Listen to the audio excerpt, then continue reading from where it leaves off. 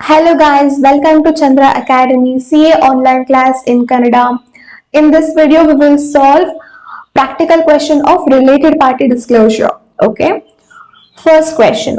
Mr. Raj, a relative of key management personnel, received remuneration of rupees 2,50,000 for his service in the company for the period from 1/4/2001 to 30th/6/2001. On 1/7/2001, he left the service of the company. Okay.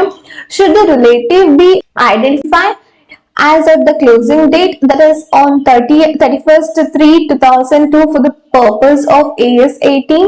Okay, ಇಲ್ಲಿ ಏನಾಗಿದೆ ಅಂತ ಹೇಳಿದ್ರೆ mister Raj ಅನ್ನುವಂತವನು relative of key management personnel.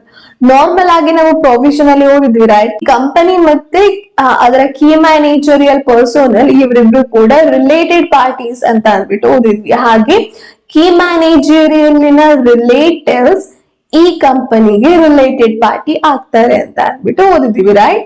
So ಇಲ್ಲಿ mister Raj ಏನು key management personnel relative ಅಂತ. So ಈ mister ರಾಜ್ಗೂ ಮತ್ತೆ ಈ ಕಂಪನಿಗೂ ರಿಲೇಟೆಡ್ ಪಾರ್ಟಿ ರಿಲೇಶನ್ಶಿಪ್ ಇದೆ right. Okay, related party relationship ಇದೆ. So we have to disclose. Okay, ಈ ವರ್ಷ ಏನಾದ್ರು ಟ್ರಾನ್ಸಾಕ್ಷನ್ ಆಗಿದ್ಯಾ ಕಂಪನಿ ಮತ್ತೆ ಈ ರಿಲೇಟೆಡ್ ಪಾರ್ಟಿ ಜೊತೆ? Let's see. Received remuneration of rupees 2,50,000. Yes, transaction ಆಗಿದೆ. ಏನಾಗಿದೆ? ಕಂಪನಿ ರೆಮ್ಯುನರೇಷನ್ ಕೊಟ್ಟಿದೆ 2,50,000 ಅಷ್ಟು ಯಾರಿಗೆ? ಮಿಸ್ಟರ್ ರಾಜ್ಗೆ. ಹಾಗಾದ್ರೆ ಈ ಟ್ರಾನ್ಸಾಕ್ಷನ್ ನಾವು ಡಿಸ್ಕ್ಲೋಸ್ ಮಾಡ್ಬೇಕು ರೈಟ್. ಯಾಕೆ ಅಂತ ಅಂದ್ರೆ ಇದು ರಿಲೇಟೆಡ್ ಪಾರ್ಟೀಸ್ ನಡುವೆ ನಡೆದಿರುವಂತಹ transaction. Okay, for his service in the company for the period from 1/4/2001 to 30th/6/2001. ಈ 2,50,000 ಎಷ್ಟು ತಿಂಗಳಿಗೆ ಕೊಟ್ಟಿರುವಂತಹ ರೆಮ್ಯುನರೇಷನ್? 3 months ಗೆ ಕೊಟ್ಟಿರುವಂತಹ ರೆಮ್ಯುನರೇಷನ್. ಅದಾದ್ಮೇಲೆ ಇವರು ಯಾವುದೇ ತರಹದ ಸರ್ವಿಸ್ ಕೊಟ್ಟಿಲ್ಲ. ಮಿಸ್ಟರ್ ರಾಜ್ ಏನಿದ್ದಾನೆ ಅವನು 1/7/2001 ಇಂದ ಯಾವುದೇ ತರಹದ ಸರ್ವಿಸ್ ಕೊಟ್ಟಿಲ್ಲ. ಜಸ್ಟ್ 3 months ಸರ್ವಿಸ್ ಕೊಟ್ಟಿದ್ದಾನೆ.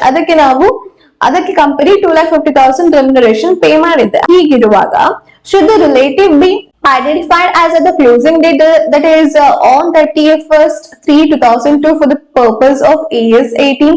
ಸೊ ಇಯರ್ ಎಂಡ್ ಅಲ್ಲಿ ನಾವು ಇವನ್ನ ರಿಲೇಟಿವ್ ಪಾರ್ಟಿ ಅಂತ ಅಂದ್ಬಿಟ್ಟು ಫಿನಾನ್ಷಿಯಲ್ ಸ್ಟೇಟ್ಮೆಂಟ್ ಅಲ್ಲಿ ತೋರಿಸ್ಕೊಳ್ತೀವಿ.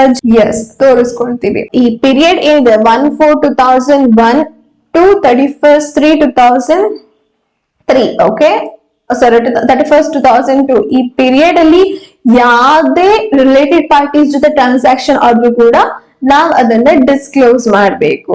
ಸೊ ಇಲ್ಲಿ 3 months ಗೆ ರಿಲೇಟೆಡ್ ಪಾರ್ಟಿ ಜೊತೆ ಟ್ರಾನ್ಸಾಕ್ಷನ್ ಆದ್ರೂ ಕೂಡ ನಾವ್ ಅದನ್ನ ಡಿಸ್ಕ್ಲೋಸ್ ಮಾಡ್ಬೇಕು ಫಿನಾನ್ಷಿಯಲ್ ಸ್ಟೇಟ್ಮೆಂಟ್ ಅಲ್ಲಿ. Okay, fine. Next question.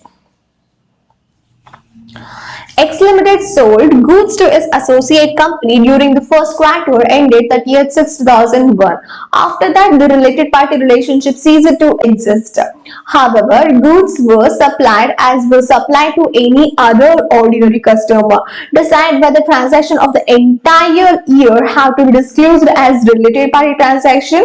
Okay, X limited ಏನ್ ಮಾಡಿದೆ ಇಲ್ಲಿ ಅದ್ರ ಅಸೋಸಿಯೇಟ್ ಕಂಪನಿಗೆ ಗೂಡ್ಸ್ ಗಳನ್ನ ಸೇಲ್ ಮಾಡಿದ್ಯಂತೆ. ಓಕೆ, ಯಾವಾಗ? On first quarter. After that the related party relationship ceased. ಅದಾದ್ಮೇಲೆ ಇವರು ಅಸೋಸಿಯೇಟ್ ಕಂಪನಿ ಆಗಿಲ್ಲ. ಎಕ್ಸ್ ಲಿಮಿಟೆಡ್ ನ ಅಸೋಸಿಯೇಟ್ ಕಂಪನಿ ಆಗಿಲ್ಲ ಈ ಕಂಪನಿ. ಯಾಕೆ ಅಂತ ಹೇಳಿದ್ರೆ ಮೇ ಬಿ ಇವ್ರದ್ದು 20% ಆಫ್ ಶೇರ್ಸ್ ನ ಇವರು ಸೇಲ್ ಮಾಡಿರ್ಬೋದು. ಸೊ ಏನೋ ಒಂದು ಆಗಿದೆ. ಈಗ ಇವರು ಅಸೋಸಿಯೇಟ್ ಕಂಪನಿ ಅಲ್ಲ ಎಕ್ಸ್ ಲಿಮಿಟೆಡ್ ಇಂದು. ಲಿಮಿಟೆಡ್ ಅಸೋಸಿಯೇಟ್ ಕಂಪನಿ ಅಲ್ಲ ಅಂತ ಆದ್ಮೇಲೆ ಕೂಡ ಅವರು ಟ್ರಾನ್ಸಾಕ್ಷನ್ ಮಾಡಿದ್ದಾರೆ, ಲೈಕ್ ಸೇಲ್ ಆಫ್ ಗೂಡ್ಸ್ ಗಳನ್ನ ಮಾಡಿದ್ದಾರೆ. However goods were supplied as were supply to any other ordinary customer. Okay, starting associate company ಆಗಿತ್ತು ಎಲ್ಲಿವರೆಗೂ 30th/6/2001 ತನಕ. ಅವಾಗ್ಲೂ ಕೂಡ ಎಕ್ಸ್ ಲಿಮಿಟೆಡ್ ಗೂಡ್ಸ್ ಗಳನ್ನ ಸೇಲ್ ಮಾಡ್ತಾ ಇತ್ತು. ಹಾಗೆ 36/2001 ಆದ್ಮೇಲೆ ಈ ಅಸೋಸಿಯೇಟ್ ಮತ್ತೆ ಎಕ್ಸ್ ಲಿಮಿಟೆಡ್ ಈ ರಿಲೇಶನ್ಶಿಪ್ ಇದೆಯಲ್ಲ ಸೀಸ್ ಆಯ್ತು. ಸೊ ಇವಾಗ ಇವರು ನಾರ್ಮಲ್ ಕಸ್ಟಮರ್ ಆಗ್ತಾರೆ. ಇವನಿಗ ರಿಲೇಟೆಡ್ ಪಾರ್ಟಿ ಆಗಲ್ಲ, ನಾರ್ಮಲ್ ಕಸ್ಟಮರ್ ಆಗ್ತಾರೆ ಎಕ್ಸ್ ಲಿಮಿಟೆಡ್ಗೆ. ಓಕೆ, 30th/6/2001 ಆದ್ಮೇಲೂ ಕೂಡ ರಿಲೇಟೆಡ್ ಪಾರ್ಟಿ ಅಲ್ಲ ಅಂತ ಆದ್ಮೇಲೂ ಕೂಡ ಎಕ್ಸ್ ಲಿಮಿಟೆಡ್ ಗೂಡ್ಸ್ ಗಳನ್ನ ಸೇಲ್ ಮಾಡಿದನಂತೆ. ಸೊ ಈ ತರ ಇರುವಾಗ a transaction of the entire year or entire year ಏನ್ ಟ್ರಾನ್ಸಾಕ್ಷನ್ ಮಾಡ್ತಾರೆ ಅದನ್ನ ನಾವು ರಿಲೇಟೆಡ್ ಪಾರ್ಟಿ ಟ್ರಾನ್ಸಾಕ್ಷನ್ ಅಂತ ಡಿಸ್ಕ್ಲೋಸ್ ಮಾಡ್ತೀವ ಅಂತ ಅಂದ್ಬಿಟ್ಟು ಕ್ವೆಶನ್ ಅಲ್ಲಿ ಕೇಳಿದ್ದಾರೆ.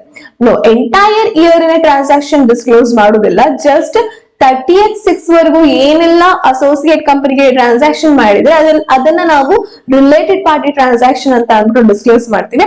ಅದಾದ್ಮೇಲೆ ಸೀಸ್ ಆಗುತ್ತೆ, ರಿಲೇಟೆಡ್ ಪಾರ್ಟಿ ರಿಲೇಶನ್ಶಿಪ್ ಸೀಸ್ ಆಗುತ್ತೆ. ಸೊ ಅದಾದ್ಮೇಲಿಂದ ನಾವು ಆರ್ಡಿನರಿ ಕಸ್ಟಮರ್ಗೆ ಯಾವ ರೀತಿ ತೋರಿಸ್ಕೊಳ್ತೀವಿ ಫೈನಾನ್ಷಿಯಲ್ ಸ್ಟೇಟ್ಮೆಂಟ್ ಅಲ್ಲಿ, ಆ ರೀತಿ ನಾವು ಎಂಟ್ರಿ ಮಾಡ್ತೀವಿ ಅಷ್ಟೇ, ಡಿಸ್ಕ್ಲೋಸ್ ಮಾಡಲ್ಲ. Next, you are required to identify the related parties in the following cases as per 18. M Limited holds 61% of shares of S Limited. S Limited holds 51% shares of F Limited. C Limited holds 49% of shares of F Limited. Give your answer. Reporting entity wise for M Limited, S Limited, C Limited and F Limited. Okay. So ಏನಾಗಿದೆ ಇಲ್ಲಿ, Limited holds 61% of shares of Yes Limited. Next, Yes Limited holds 51% of shares of F Limited. Next, C Limited holds 49% of shares of F Limited. Fine. ಈಗ ನಮ್ಮ reporting entity ಅಂತ ಅಂದ್ಬಿಟ್ಟು ನಾವು ತಗೊಳ್ಳೋದಾದ್ರೆ ಯಾರೆಲ್ಲ ಈಗ M limited ಇಂದ ರಿಲೇಟೆಡ್ ಪಾರ್ಟೀಸ್ ಅಂತ ಅಂದ್ಬಿಟ್ಟು ತಗೊಳ್ತೀವಿ? Yes, related party, right? Because subsidiary company. Yes, M ಗೆ yes related party because ಏನಕ್ಕೆ subsidiary company ಇದು, ಸೊ ಅದಕ್ಕೋಸ್ಕರ related party ಆಗ್ತಾರೆ. Okay. Next subsidiary company also our subsidiary company, right? So that related parties ಆದ್ರು ಅಲ್ವಾ ಯಾವುದು? ಈಗ F Limited ಕೂಡ ನಮ್ಗೆ ರಿಲೇಟೆಡ್ ಪಾರ್ಟಿ ಬಿಕಾಸ್ ಅವರು ನಮ್ಮ ಸಬ್ಸಿಡರಿ ಆಗಿದ್ದಾರೆ. ಓಕೆ. ನೆಕ್ಸ್ಟ್, ಎಸ್ ಲಿಮಿಟೆಡ್ ಈಗ ರಿಪೋರ್ಟಿಂಗ್ ಎಂಟಿಟಿ ಅಂತ ಅಂದ್ಬಿಟ್ಟು ತಗೊಂಡ್ರೆ ಇದ್ರ ರಿಲೇಟೆಡ್ ಪಾರ್ಟೀಸ್ ಎಲ್ಲ ಯಾರ್ಯಾರು ಬರ್ತಾರೆ? S limited, right? S limited ನ holding company M limited, so related party ಆಗುತ್ತೆ. ಏನಕ್ಕೆ ರಿಲೇಟೆಡ್ ಪಾರ್ಟಿ ಆಗಿರೋದು? ಎಂ ಹೋಲ್ಡಿಂಗ್ ಕಂಪನಿ, ಅದಕ್ಕೋಸ್ಕರ ರಿಲೇಟೆಡ್ ಪಾರ್ಟಿ ಆಗಿದೆ. ಯಾರಿಗೆ? ಎಸ್ಗೆ. Next, Yes Limited holds 51% of shares of F Limited, right? So that ನಮ್ಮ subsidiary company ಆಗ್ತಾರೆ. ಯಾರು?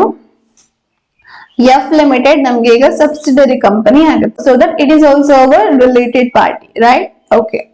Now, F Limited ಈಗ ರಿಪೋರ್ಟಿಂಗ್ ಪಾರ್ಟಿ ಅಂತ ಅಂದ್ಬಿಟ್ಟು ತಗೊಳ್ಳೋದಾದ್ರೆ ಯಾರು ಬರ್ತಾರೆ? F Limited ಇನ subsidiary company Yes Limited. So related party F Limited ಗೆ. Next, M Limited also holding company F Limited ಗೆ, like ultimate holding company it is, right? So ಇದು ಕೂಡ related party ಆಗ್ತಾರೆ. ಯಾರಿಗೆ? F Limited ಗೆ. Next, C, yes, C ಕೂಡ related party ಆಗ್ತಾರೆ. ಯಾಕೆ ಅಂತ ಹೇಳಿದ್ರೆ C 49% of shares F hold ಮಾಡ್ತಾ ಇದ್ದಾರೆ, ರೈಟ್? ಅಂದ್ರೆ 20% ಗಿಂತ ಜಾಸ್ತಿ ಇದೆ. ಸೊ ಇದ್ರ ಸಿ ನ ಅಸೋಸಿಯೇಟ್ ಕಂಪನಿ ಎಫ್ ಆಗಿದೆ. ಸೊ ಎಫ್ ಗೆ ಏನಿದು ಇನ್ವೆಸ್ಟರ್ ಆಗುತ್ತೆ. ಸಿ ಏನು ಇನ್ವೆಸ್ಟರ್. ಓಕೆ. ನೆಕ್ಸ್ಟ್, ಈಗ ಸಿ ರಿಪೋರ್ಟಿಂಗ್ ಎಂಟಿಟಿ ಅಂತ ಅಂದ್ಬಿಟ್ಟು ತಗೊಳ್ಳೋದಾದ್ರೆ ಯಾವ್ದು ರಿಲೇಟೆಡ್ ಪಾರ್ಟಿ ಆಗುತ್ತೆ? ಎಫ್ ರಿಲೇಟೆಡ್ ಪಾರ್ಟಿ ಆಗುತ್ತೆ ಅಷ್ಟೇ, ಇನ್ಯಾವ್ದು ಆಗುದಿಲ್ಲ ಅಲ್ಲ ಸಿಗೆ. ಸಿ ಗೆ ಬರೀ ಎಫ್ ಮಾತ್ರ ರಿಲೇಟೆಡ್ ಪಾರ್ಟಿ ಆಗತ್ತೆ. ಏನಕ್ಕೋಸ್ಕರ? ಎಫ್ ಅಸೋಸಿಯೇಟ್ ಕಂಪನಿ ಸಿ ಇದು, because more than 20% of shares purchase ಮಾಡಿದೆ. ಸೊ ಈ ರೀತಿ ನಾವು ಆನ್ಸರ್ ನ ಬರೆಯೋದು. ಓಕೆ. ಸೊ ಈಗ ಪ್ರಾಕ್ಟಿಕಲ್ ಕ್ವೆಶನ್ಸ್ ಮುಗಿದಿದೆ. 3 ಕ್ವೆಶನ್ಸ್ ಅಷ್ಟೇ ಇತ್ತು. Okay. Thank you for watching guys.